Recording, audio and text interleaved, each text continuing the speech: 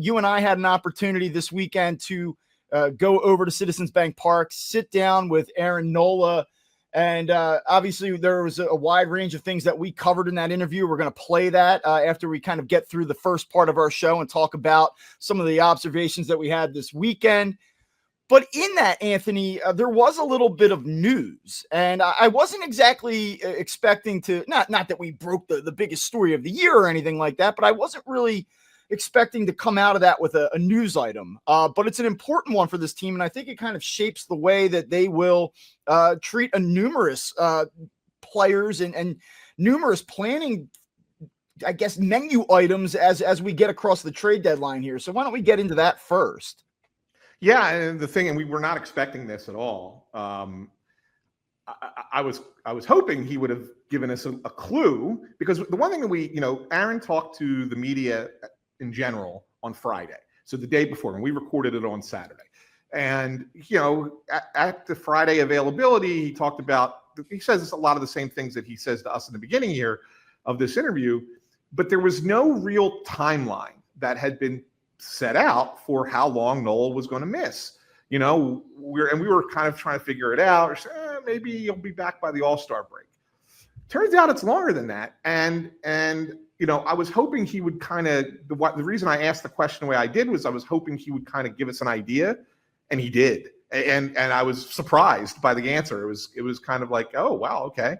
And as you'll see, he basically told us that he's going to be out of action for about 2 months.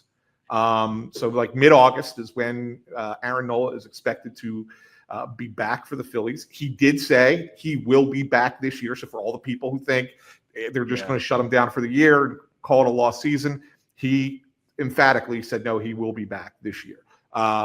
So there's that. So that kind of makes it an interesting conversation around what the Phillies are going to do, because now you know what Nola's timeline is.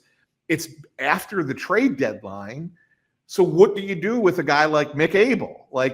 Is Mick Abel still a tradable commodity? Or do you look at it and go, we need Mick Abel because we don't know when Painter's going to be ready, and Aaron Nola is not coming back till mid-August. So what do we do? I mean, it's a good problem to have. There's a lot of moving parts to this, and Mick Abel's obviously the one who's in probably the biggest state of flux, because he'll start tonight. And we've seen some good things from him. Do I think that he's a top of the rotation piece in this moment? No. And certainly I think we saw some regression against a good Cubs offense last week. And we'll see what tonight brings against a pretty bad Marlins team. But in the short term, he's going to continue to be in this rotation. But what happens as we get into July? I mean, so what are the different possibilities here? And some of this has to do with Andrew Painter and his timeline, his arrival, and how they're going to utilize him when he comes up. But is it Mick Abel's just in this rotation? Andrew Painter comes up, they go to a 6-man because you have to be cognizant of Luzardo's innings and workload. Maybe you want to treat Andrew Painter in a cautious manner.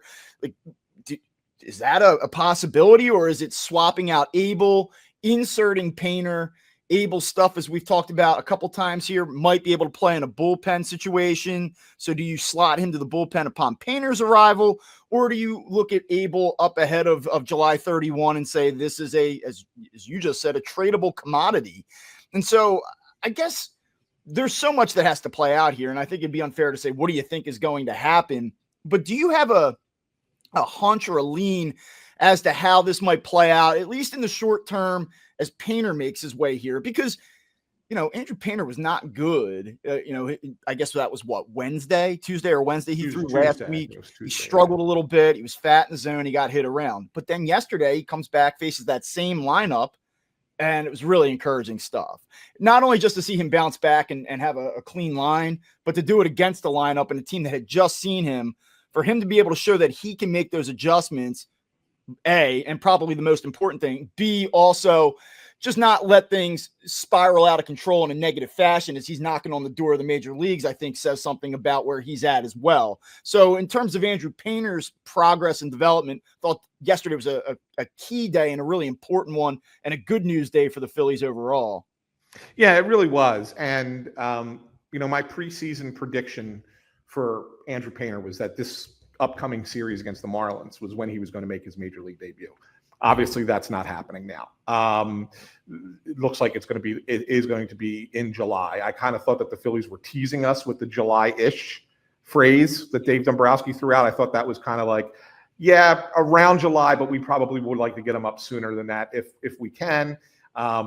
Turns out it's probably the other way around, that they're being a little bit more conservative with him. Just want to get him where they want him to be. And the good news is, and Rob, we talked about this last week because Rob said it last Sunday, was sometimes you like a developing pitcher to have a little bit of adversity in the minor leagues, and that way you see how they get through it. And yesterday was an example of how Painter was able to get through it. So that's a good box that they wanted to check off. Not only that, it was the first time he ever pitched, Bob, on 4 days rest at the professional level anyway.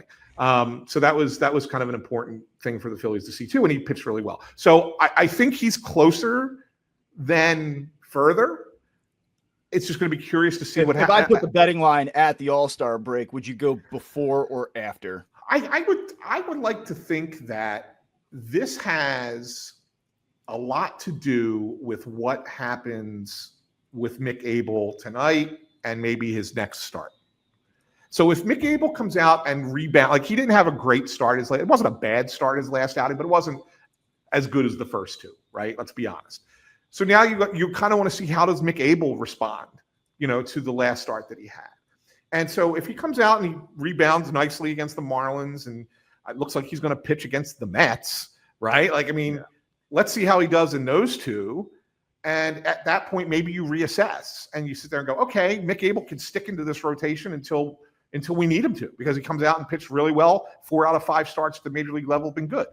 But if he comes out tonight and his next start against the Mets and he's not as good and he gets hit around a little bit and you start to see some question marks inside his own head kind of thing, things that like he experienced a year ago, for example, well, then maybe you get Painter up here sooner.